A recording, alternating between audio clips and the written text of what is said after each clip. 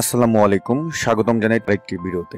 Microsoft এক্সেলের যেই কাজটি আমাদের করতে মোটামুটি বলতে গেলে 2, 3, 4, 5 ঘন্টাও লেগে যায়, সেই কাজটা আপনি সেকেন্ডের ভিতর করতে পারবেন।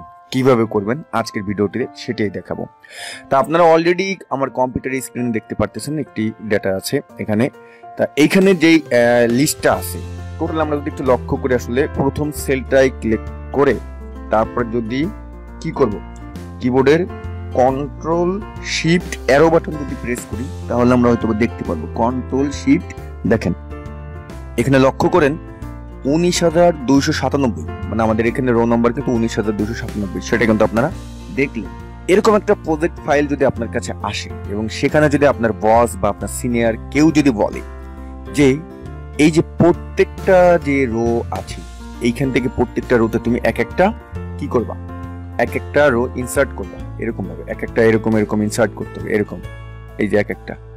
এই দেখেন যদি আমরা ইনসার্ট করতে যাই 19,000-এর মতো রো আছে, 19,000 প্লাস, তাহলে আপনার কতটা সময় লেগে যাবে। তা এই ক্ষেত্রে আমরা কিভাবে এটা করব আজকের ভিডিওতে সেই ট্রিকটি আমরা দেখব। ওকে, তো আমরা এখন প্রথমে যে কাজটি করব, আমরা আমাদের কন্ট্রোল জেড প্রেস করে আমরা কি করতেছি, আমরা গো টু ব্যাকে যাচ্ছি।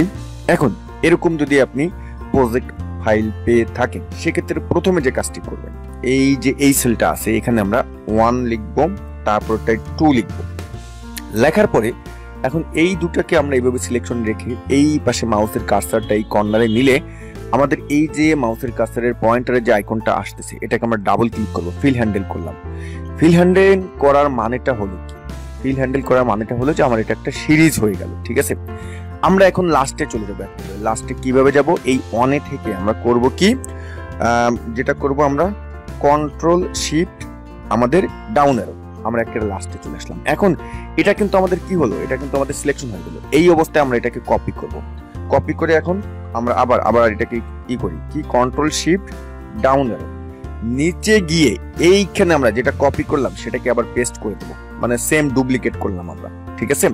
এখন আমরা উপরে যাব, উপরে যাচ্ছি কন্ট্রোল শিফট আপ অ্যারো, আমরা উপরে চলে আসলাম। এই যে আমাদের যেই কলামটি আছে এই কলামটা আপনি সিলেকশন করলেন, করার পরে আমরা চলে যাব উপর থেকে ডেটা মেনুতে, ডেটা মেনুতে গিয়ে এখন এই যে শর্ট আছে এই শর্টের আইকনে আপনি এটা ক্লিক করবেন।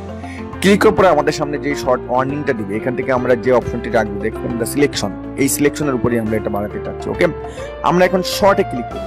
দেখেন বন্ধুরা ম্যাজিক কি হলো, আমাদের কিন্তু রো আমরা যেটা চেয়েছিলাম, আমাদের যে কন্ডিশনটি ছিল সেটা কিন্তু আমরা পেয়ে গেলাম। এবং এখানে শুধুমাত্র যে কন্ডিশনটা আমরা পেলাম সেই কন্ডিশনটা কি কন্ডিশন পেলাম যদি একটু লক্ষ্য করেন, যে আমাদের যে নিচ পর্যন্ত আছে যত হাজার এখানে আমাদের রো ছিল তত হাজারের পরেই কিন্তু আমাদের রো হয়ে গেল।